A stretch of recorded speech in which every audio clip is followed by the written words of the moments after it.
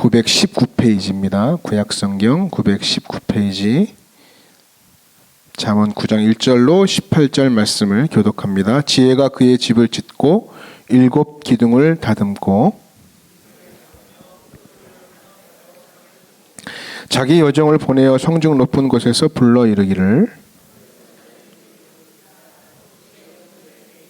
너는 와서 내 식물을 먹으며 내 혼합한 포도주를 마시고 거만한 자를 징계하는 자는 도리어 능욕을 받고 악인을 책망하는 자는 도리어 흠이 잡히느니라.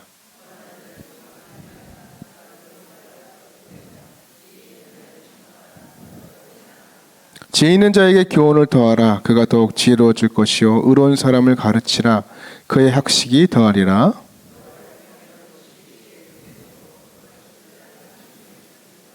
나 지혜로 말미암아 내 날이 많아질 것이요 내 생명의 해가 내게 더하리라.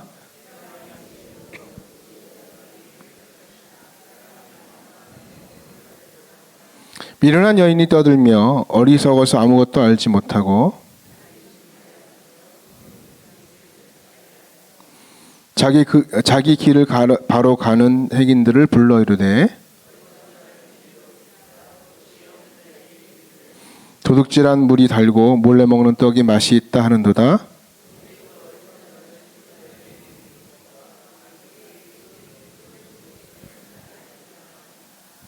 아멘. 할렐루야. 옆 사람에게 인사하겠습니다. 집사님, 형제님, 아직 하지 마세요. 이게 다 안 했잖아요. 까먹었잖아요. 이 예배에 오신 것이 탁월한 지혜의 선택입니다. 인사하겠습니다.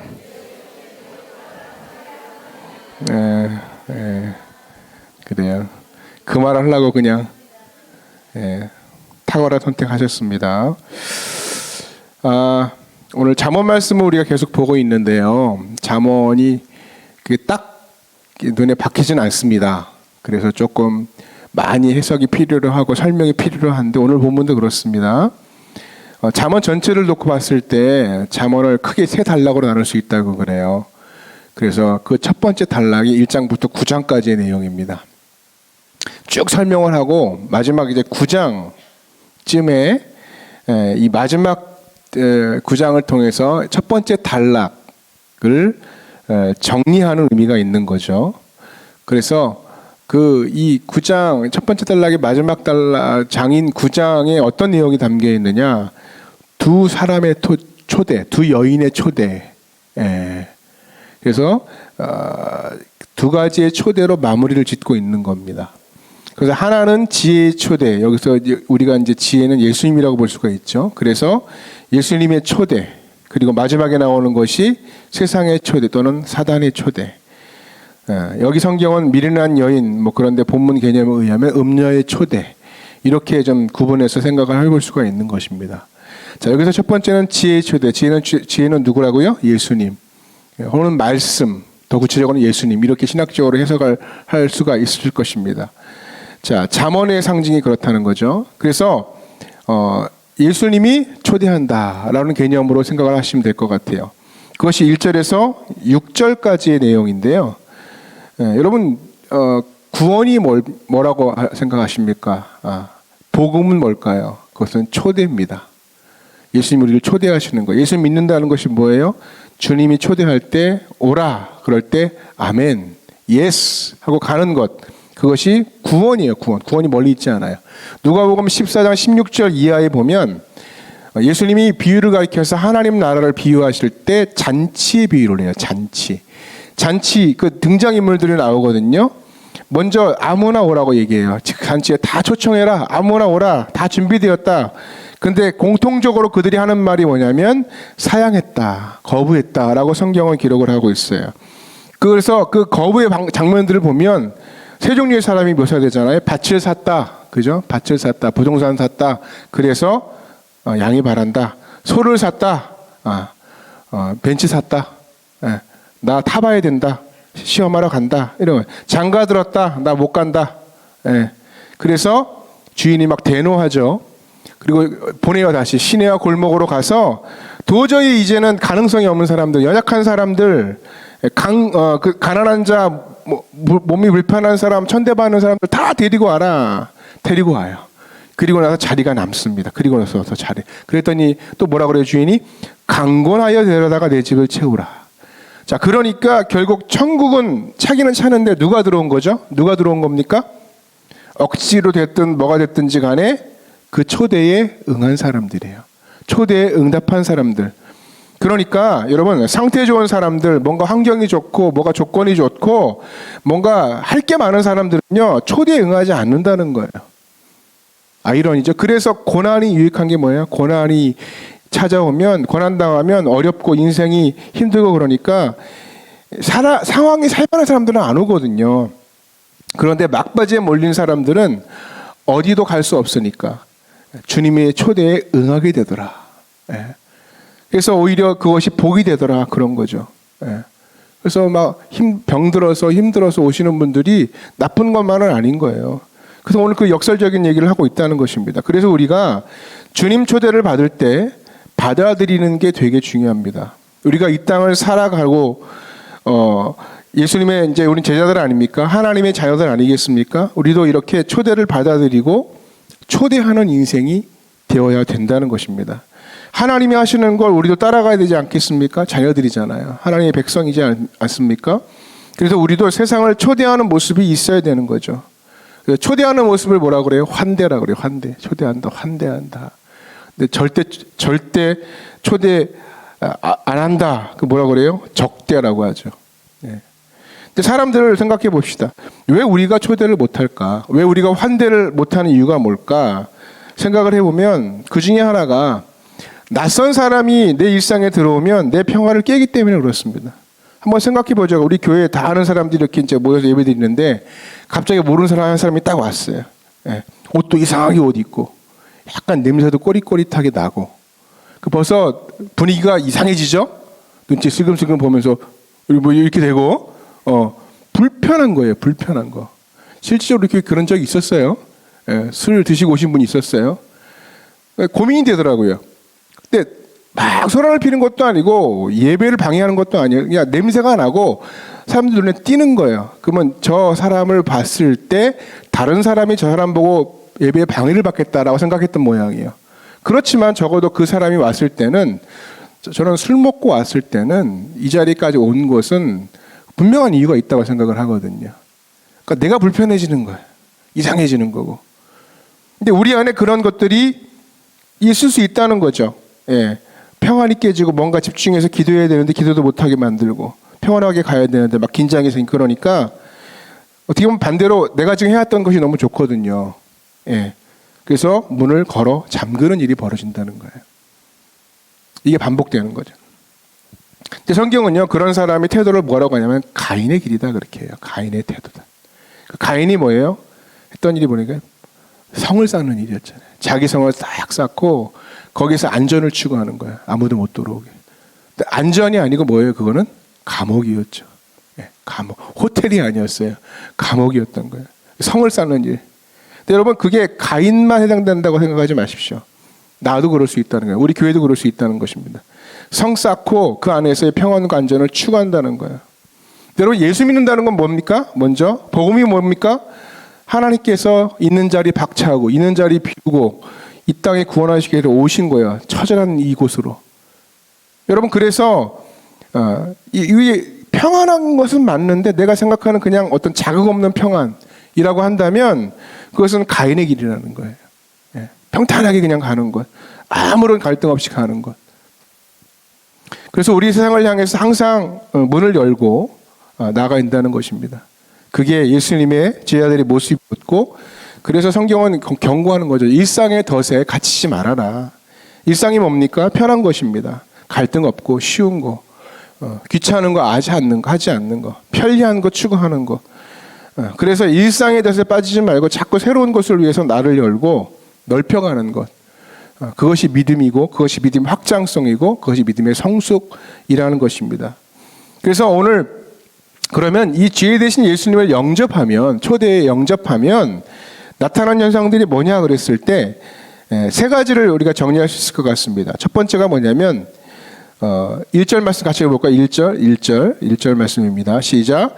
지혜가 그의 집을 짓고 7 기둥을 다듬고 그랬어요. 그러니까 지혜가 초청을 받아서 내가 지혜 영접을 받으면 기초가 흔들리지 않는 삶을 살 수 있다는 것입니다. 이 기초가 왜 중요합니까? 집이라는 게 뭡니까? 여기서 말하는 집은 가르침 혹은 하나님의 말씀 이렇게 말할 수 있을 것 같아요. 그러니까 7 기둥을 막 세웠대요. 이것은 집을 짓는 과정들이거든요. 여러분 한번 상상해 봅시다. 여러분 어렸을 때 집 그려봐 그러면 어떻게 그리셨어요? 집 그려봐 그랬을 때 저 같아도 집 그리면 삼각형부터 그렸잖아요. 그죠? 삼각형부터 딱 그리고 그다음에 이렇게 내려갔단 말이에요. 근데 정말 그 목수하셨던 분들한테 집을 지어보신 분들한테 물어봐서 집 그려봐 그러면은 바닥부터 그린대요. 그 차이가 뭘까요, 여러분? 해본 사람이에요. 듣고 말만 들은 사람 말고 해본 사람이라는 거야. 그래서 막 막대기 내리고 기둥 붙이고 밑에 막 바닥 그리고 우리는 그랬는데, 반대로 그리는 반대로 차이점이 해본 사람과 해보지 않은 사람의 차이점. 무슨 말씀이냐? 예수님의 지혜라는 것이 뭐냐면 이미 다 해본 거예요. 이미 완성하신 지혜, 완성된 지혜. 그래서 그러기 때문에 그런 분이기 때문에 지금 기초부터 닦는 거예요. 기초를 붙드시는 분이고 기초가 흔들리지 않는 것이 되게 중요해요. 기초 짓고 그 다음에 기둥 짓고 벽 만들고 지붕 만들고 이렇게 차례대로 이 해본 사람들과 들은 사람의 차이점이 있다는 것입니다. 그래서 고수는요 기초를 다룹니다. 기초를 이야기합니다. 권투하시는 분들 보면 러닝을 많이 해요. 다리로 싸우는 거거든요. 펀치력 이전에 다리로 싸우는 것이 권투라고 이야기해요. 그다음에 뭐 다른 스포츠 야구 이런 건 폼이 중요하잖아요. 폼이 무너졌다, 폼이 흐트러졌다, 슈팅 폼이 흐트러졌다, 뭐 타격 폼이 흐트러졌다. 이 폼이 무너지면 다 무너지는 거예요. 이 기초라고 하는 거예요. 축구 같은 경우는 저는 체력이 기초라고 생각하거든요. 아까도 얘기했죠. 우리 청년들 지난주에 다른 교회 청년하고 축구 시합했대요. 여러분 몰랐죠? 그죠? 몰라도 돼요. 뭐 중요한 건 아닌데 축구 시합에서 이겼대요. 왜냐면 그 전에 왕창 깨지고 왔거든요. 지난주 이겼다고 강조하길래 제 눈으로 확인을 안 됐기 때문에 뭐 믿어야죠, 그죠? 청년들 말을 못 믿으면 안 되니까 믿고 잘했다 그랬어요. 잘했다 그랬는데 가기 전에 제가 그랬어요. 나도 갈까? 나 도와줄 수 있는데 내가 5분은 메시야. 5분. 그러니까 5분간은 막 개인기가 나와. 근데 5분 지나면은 그냥 죽어. 갔다가 못 돌아와요. 그러니까 축구가 그런 거거든요. 체력이 되게 중요해서 기술이 아무리 좋아도 체력 안 되면 기초라는 게 있거든요. 기초. 기술 이런 건 오랜 시간 해야 되고 체력은 충분히 빨리 끌어올릴 수 있는 부분이긴 하지만 어쨌건 이 기초가 참 중요하다 저는 생각을 합니다. 근데 예수님은 기초부터 바닥부터 그림을 그리신 분, 진짜 해보신 분이에요. 그래서 예수님 표현할 때 뭐래요? 태초에 말씀이 계시니라. 말씀이 누구예요? 예수님이죠. 너무나 잘 아시는 분이에요. 그래서 우리가 진짜 해본 사람들이 자녀들에게 훈계할 때 바닥부터 이야기하지 않습니까? 너 기초가 중요해. 근데 오늘 본문에 진짜 기초가 뭐라고 합니까? 진짜 기초. 한번 써봅시다. 여호와를 경외하는 것이 지혜의 근본이다. 이 기초라는 게. 이 바닥, 이 기초 흔들리지 않는다는 거예요. 그래서 언제나 이 기초부터 시작하게 된다는 것입니다. 이게 주님이 주시는 말씀의 능력이라는 거예요. 여러분 우리 인생 가운데 충격이 찾아와요. 어려움이 찾아와요. 어떤 때는 이별의 충격, 또 어떤 질병의 충격, 어떤 상실, 없어짐의 충격, 관계가 막 깨지는 충격들이 막 교회 안에서 겪기도 하잖아요. 그때마다 하나님 말씀 안에 예수님 영접한 예수님을 붙든 인생들은요 그 기초가 흔들리지 않는다는 거예요. 근데 진짜 예수님이 그 안에 없으면 기초가 흔들리는 거예요. 그래서 우리가 이 말씀을 통해 강조하는 것이 뭡니까? 예수님이 주신 이 지혜를 영접할 때 우리가 갖는 태도가 라는 거예요. 그래서 여러분 근본이 흔들리지 않는 축복을 누리는 하나님의 백성 되시기를 축복합니다. 그 예수님을 영접한 인생에 그런 일이 벌어진다는 거예요. 예수님을 온전히 붙든 인생. 그러면 두 번째는 뭐냐? 공급과 기쁨이 있다는 것이죠. 공급과 기쁨. 2절 말씀 같이 한번 읽어보겠습니다. 2절 시작. 짐승을 잡으며 포도주를 혼합하여 상을 갖추고 그랬어요. 그러니까 이 짐승을 잡는다, 짐승을 잡는다. 의식으로 말하면 6층에서 삼겹살 파티한다, 뭐 이렇게 생각하시면 될 것 같아요. 그러니까 음식 나누는 거예요. 먹는다는 것은 생명을 먹어서 생명을 얻는 것 아니겠어요? 그래서 먹는 것은 생명이죠. 생명의 공급을 갖는다, 그런 뜻이고요. 또 포도주에 대한 이야기가 있어요. 포도주는 언제나 이제 기쁨의 상징으로 성경은 우리에게 이야기하죠. 대표적인 사건이 요한복음 2장에 나오는 가나 혼인잔치. 복음의 기적의 시작은 가나 혼인잔치의 기적이에요. 그러니까 복음은 항상 뭐에 기쁨을 담고 있어요. 흥을 깨지 않는 거예요. 그 안에 기쁨이 있어. 그래서 포도주가 떨어졌을 때 이게 뭐냐? 혼인잔치의 필수가 포도주거든요. 기쁨의 상징이니까. 그래서 주님이 그걸 다시 회복시켰다. 우리 안에 그 기쁨이 회복된다. 주님 영접하면 언제나 이렇게 공급하시고 하늘로부터의 공급이 있고 만나와 같은 공급이 있고 말씀의 공급이 있다는 거야. 모든 공급이 있고 또 하나 뭐야? 즐거움이 있다는 거예요. 즐거움. 기쁨이 있다는 거예요. 이건 세상의 기쁨과는 좀 다른 류의 기쁨이라는 거예요. 우리가 21세기를 지금 살아가면서 많이 풍요로워졌다고 해요, 여러분. 그죠? 먹고 살만하고 굶지 않고. 근데 나이 드신 분들 뭐 보면 과거 우리나라가 듣던 명칭들 있잖아요. 뭐 빈민국에서 개발도상국. 많이 드셨죠? 개발도상국. 얼마 전까지만 해도 개발도상국 들었던 것 같아요. 예. 그리고 이제 와서 조금 선진국 뭐 이렇게 이야기해요. 근데 지금 이 시대 아들을 물어보세요. 어렸을 때가 없어요. 힘들었을 때가 없었어요. 태어나자마자 막 해외여행 가버리고. 예. 많이 좋아진 것 같아요. 교과 위상도 막 올라가고 대접받고. 그러니까 이게 시각 자체가 다른 거죠. 아이들하고 이 과거 세대하고. 예. 근데 우리는 과거를 알기 때문에 오히려 그거 유익이 있다는 거예요. 유익이. 예. 더 중요한 가치를 알고 있다는 거예요. 여러분, 과거보다 물질적으로 풍요로워졌는데요. 불만들이 많잖아요. 뭐 헬조선이다 그러고 힘들다고 아이 안 낳고 아이들 줄고 있고. 예. 이제는 뭐 개인 혼자 사는 게 편한 시대가 되어가지고. 예. 저는 그래서 이 시대를 고립의 시대라고 정의하고 싶어요. 그러니까 이렇게 혼자 살다 보니까 막 나 혼자 산다 보면서 혼자 밥 먹고 막 더 많이 먹고 충분히 먹고 막 이렇게 살찌고. 그러니까 혼자 먹으면 뭐가 없어요? 먹는 기쁨은 있지만 함께하는 기쁨은 없어요. 함께하는 기쁨. 그러니까 이 시대는 함께하는 기쁨이 사라지는 시대라. 옛날에는 이렇게 좀 아이들끼리 놀아도요. 농구장 가까운 데로 나가면 농구하고 막 어울리고 그러는데 지금은 각자 노니까 아무것도 없다는 거예요. 고립되는 것 같아요. 고립되는 거. 옛날에는 코 한쪽이라도 나눠주고 이웃끼리 서로 인심이라는 게 있어서 서로 이렇게 그런 기쁨이 있었잖아요. 나눠주는 기쁨, 함께하는 기쁨. 근데 지금 이웃 사촌이 아니고 이웃 죽을 사의 사촌이 돼가지고 위에서 쿵쿵거리면 올라가서 지붕 막 때려가지고 나도 쿵쿵거리고 제 얘기 아닙니다. 쿵쿵거리고 예? 주차장 가서 너 왜 여기 넘어왔냐고 막 싸우고 예? 오히려 이웃이 막 원수가 되는 시대, 자기만 아는 개인주의적인 시대가 되고 있다는 것 아니겠어요? 그러니까 어떻게 보면 함께 나누고 함께 누리는 기쁨이 사라져가는 시대라. 이게 사실은 행복도가 가장 중요한 행복도의 하나 척도거든요. 예전에 방글라데시가 행복지수 2위 국가에 있었던 적이 있었어요. 지금은 어느 나라인지 모르겠는데 이유가 뭐냐? 걔네들은 이렇게 다닥다닥 붙어 사는 거예요. 이웃처럼. 그러니까 관계에서 온 행복이 있었던 나라였죠. 물질의 풍요보다는.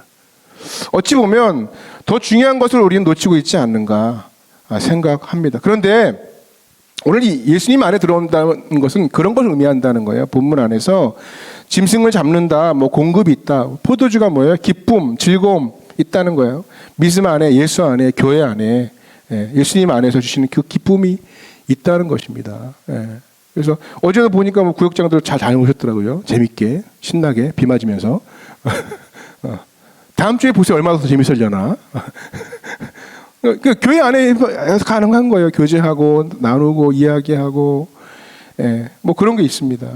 그러니까 예수 안에, 근데 이건 뭐 가시적인 거고, 예수님 안에 진짜 들어가면 이런 공급과 기쁨이 우리 안에 있다는 것입니다.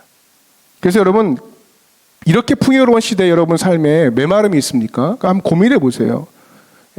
아무것도 없는 게 없는데 뭔가 이게 재미도 없고 힘들어. 고민해 보시라고요.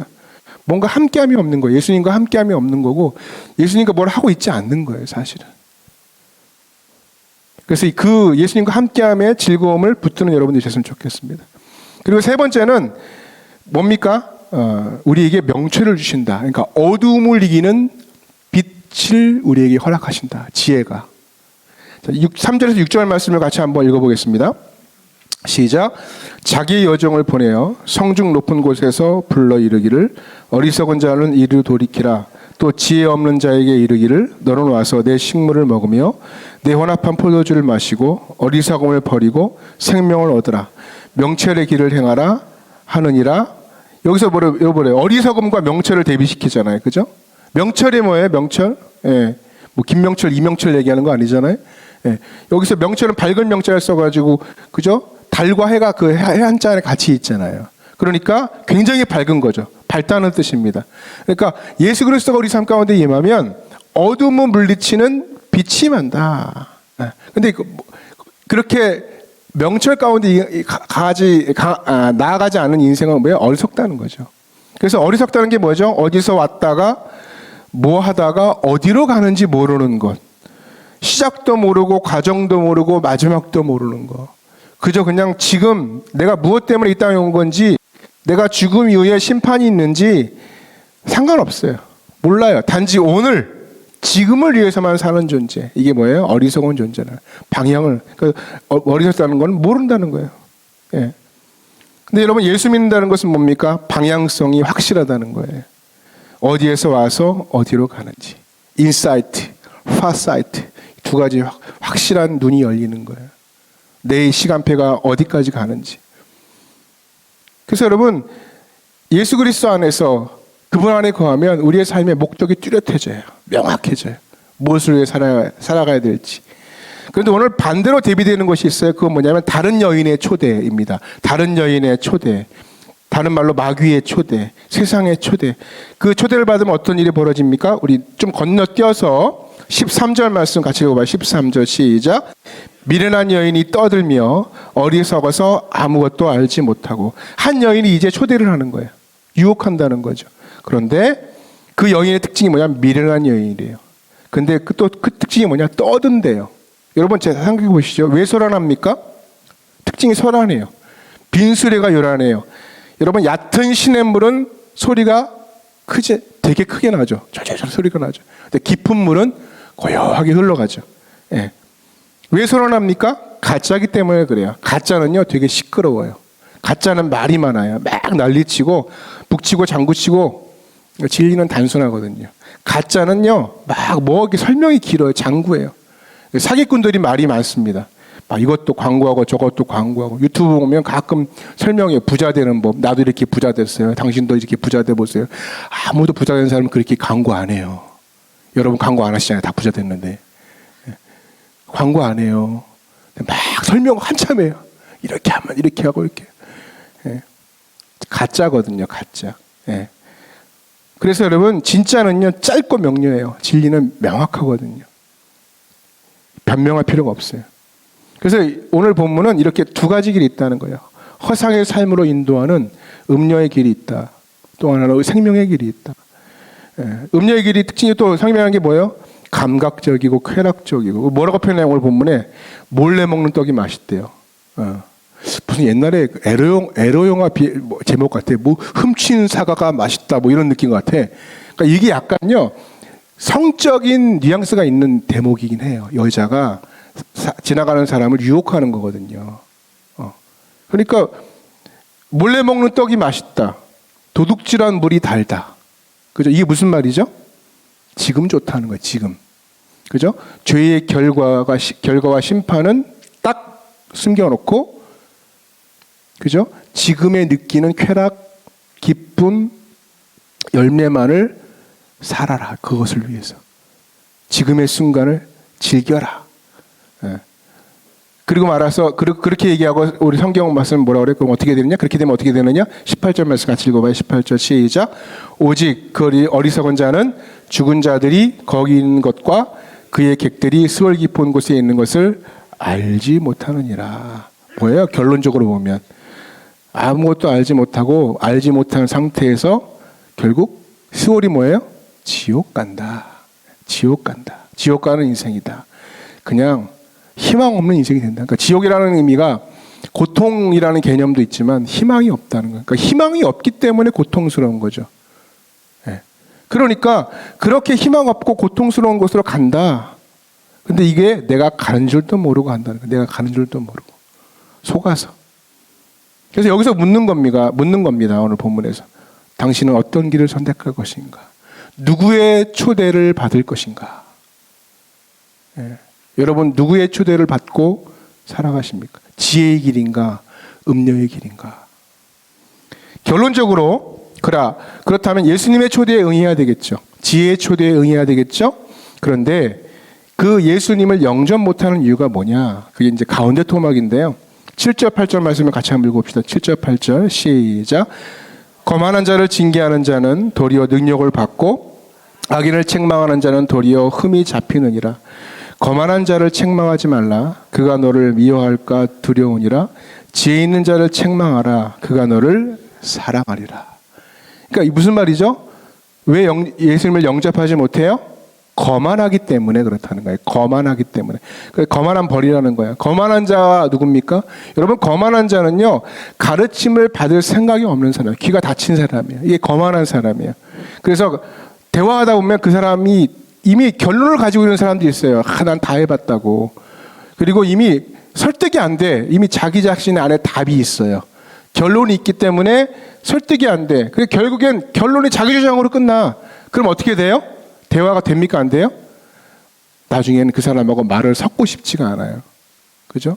뭔가 이렇게 딱 들어가는 게 있어야 돼. 입력되는 게 있어야 돼. 그러니까 다이알로고 그랬을 때 이 디아 앞에 디아라고 합성어거든요. 이게 헬라어의 관통하다는 뜻이에요. 안으로 들어가다.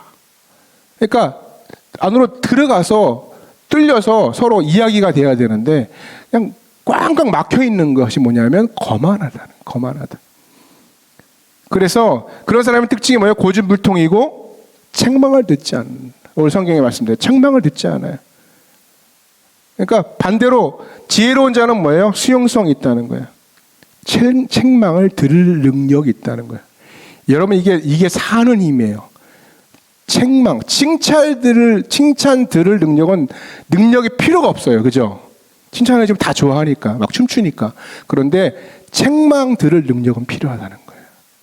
책망 들을 능력이 진짜 능력이에요. 이 능력이 있는 인생은 늘 예수 그리스도의 부르심에 응답하죠. 기꺼이 함께합니다. 그래서 그는 초대에 응하는 인생이에요. 보십시오, 여러분. 불순종이 반복되면은요 강팍해져요. 거절이 반복되면요 강팍해져요. 초대하는데 주님이 부르시는데 자꾸 반복적으로 거절하잖아요. 그러면 강팍해진다고요. 예배도요 한 번 빠질 땐 괜찮아요. 두 번 빠지고 세 번 빠지면 강팍해져요. 그죠? 그리고 나중에는 안 보여요. 이 코로나 겪으면서 우리가 많이 좀 깨닫고 있지 않습니까? 그게 우리의 모습이라는 거예요. 예배의 자리, 순종의 자리, 때론 전도도 마찬가지인 것 같아요. 예. 전도 안아버릇하면은 강팍해져요. 이제 이게 불편한 거야, 이게. 내 인생에 불편한 거야. 기본이지만 불편한 거야. 그래서 여러분, 복음은 뭐냐? 수용성입니다. 예. 우리 복음 로마서 계속 배우고 있지만 로마서 배우다 보면 이 말씀 배우잖아요. 마음으로 믿어 의에 이르고 입으로 시인하여 구원. 이게 복음이에요. 마음으로 수용하는 거예요. 내가 죄인입니다. 예수님 내 안에 오십시오. 수용하고 어떻게 해요? 마음으로 믿어 의에 이르고 입으로 시인하는 거예요. 고백하고 그것을 삶으로 바꾸어내고 이게 믿음이고 이게 예수님을 영접하는 자의 삶이라는 거예요. 그래서 복음은 수용성이에요. 그래야 열매가 있는 인생을 살아간다고 하는 것입니다. 마태복음 11장 28절 너무나 유명하죠. 수고하고 무거운 짐진 자들아 다 내게로 오라. 내가 너희를 쉬게. 예수님이 초청하시잖아요.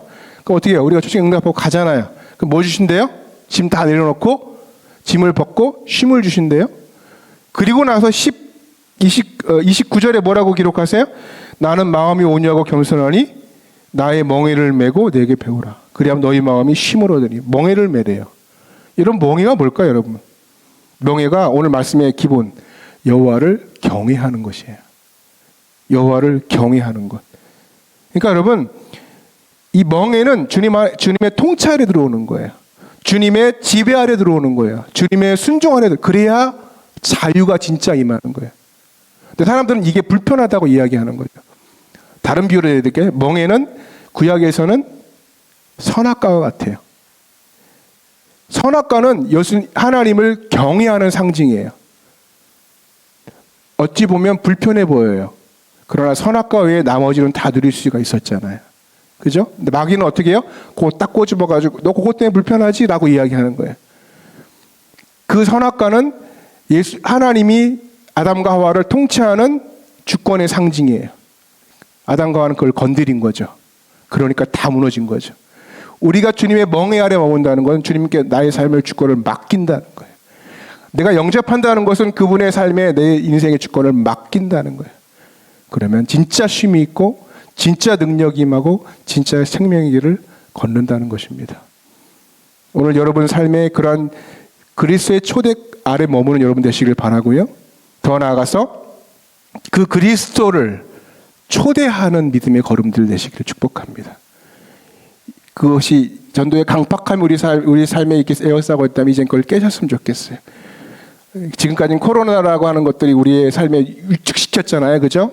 뭐라고 한마디로 하면 어떨까, 저 사람들이 어떻게 반응할까 고민하고, 때로 위축받고 이상한 이미지로 다시 더 씌워지지 않을까 고민하고, 이제는 그런 걸 걱정할 때가 아니고 이제는 이제 생명의 일들을 해야 돼요. 생명의 일들. 예. 막 절병 걸려하게 막 차가 달려가는데 정중하게 그렇게 가시면 안 됩니다. 그럴 수 없잖아요. 미친 듯이 미친 척을 해서라도 막아야 되는 거 아니겠습니까? 복음이 바로 그런 것이라고요. 그래서 오늘 예수님의 초대에 응하는 삶, 반응하는 삶, 나도 초대하는 삶, 그런 삶으로 순종의 걸음을 살아가는 저 여러분의 삶이 되기를 주님으로 축복합니다.